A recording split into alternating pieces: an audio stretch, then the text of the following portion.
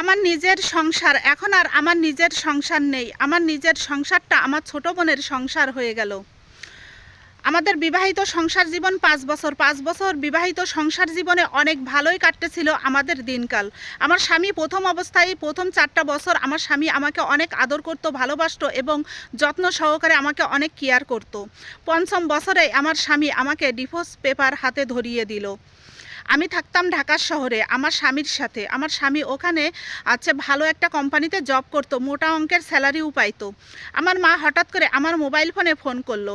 Phone করে আমার মা আমাকে জানালো আমার ছোটো বোনের এসএসসি পরীক্ষার রেজাল্ট দিয়েছে এবং সে ভালো রেজাল্ট করেছে।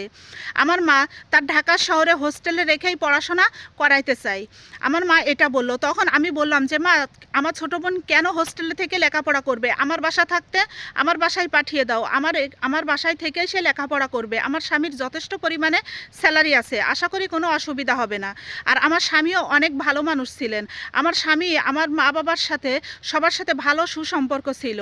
আমার স্বামী যথেষ্ট ভালো ছিল। আর আমার স্বামী দেখতে শুনতেও মাশাআল্লাহ অনেক সুন্দর ছিল।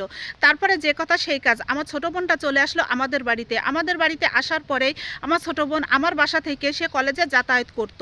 আর কলেজে যাওয়ার ক্ষেত্রে আমার হাজব্যান্ড তাকে কলেজে নিয়ে যেত, আবার নিয়ে আসতো। তারপরে যখন আমাদের বিয়ের পঞ্চম বছরে যখন পা রাখলাম, তখন আমি দেখতে পাইতাম আমার স্বামী আমার সাথে আজ একটু কাল একটু করে অবহেলা করে, আমাকে সবসময় গালিগালাজ করে, আমাকে সবসময় অত্যাচার করে, আমার সাথে যেন আগের মতো ঠিকঠাকভাবে কথা বলে না। ওদিকে আমি মনে করেন যে আমার বিবাহিত 5 বছর সংসার জীবনে আমার কিন্তু কোনো বাচ্চা ছিল না, কারণ আমার হরমোনজনিত সমস্যার কারণে আমার বাচ্চা হইতেছিল না। আমার স্বামী কিন্তু আমাকে প্রথম 4টা বছর সে আমাকে ডাক্তার দেখিয়েছে, অনেক ডাক্তার দেখিয়েছে। আমি সবসময় ভাবতাম যে আমার স্বামীর মতো একটা মানুষ হয় না, যে আমি একটা অসুস্থ মানুষ, যে আমার বাচ্চা হচ্ছে না, তারপরেও আমার স্বামী আমাকে ডাক্তার দেখাইতেছে নিয়মিত আর আমাকে অনেক যত্ন সহকারে আগলায় রাখতেছে। আমি খুব খুশি ছিলাম।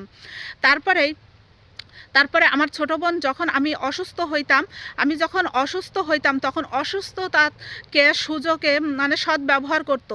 আমার স্বামী আর আমার বোন আমরা 3জন একই ছাদের নিচে বসবাস করতাম। যখন আমি অসুস্থ থাকতাম তখনই আমার ছোটো বোনের সাথে আমার স্বামী পরকীয়ায় জড়িয়ে যায়। আর এতটাই দুজনার ভিতরে ফ্রি হয়ে যায় যে আমার বোনটা ভুলেই যায় যে সে আমার স্বামী আর আমি তার বোন, আপন বোন, মায়ের পেটের বোন। আমার বোনটা এটা ভুলে যায় আর আমার স্বামীও ভুলে যায় যে সে বিবাহিত, তার একটা বউ আছে, এটা কিন্তু ভুলে যায়। তারপরে আমার স্বামী যতই দিন যাইতেছিল ততই আমার প্রতি দেখতেছিলাম যে আমার সাথে সবসময় খিটখিট করে কথা বলতো, আমার সবসময় খারাপ ভাষায় কথা বলতো, আমাকে ইগনোর করে চলতো। যখন এরকম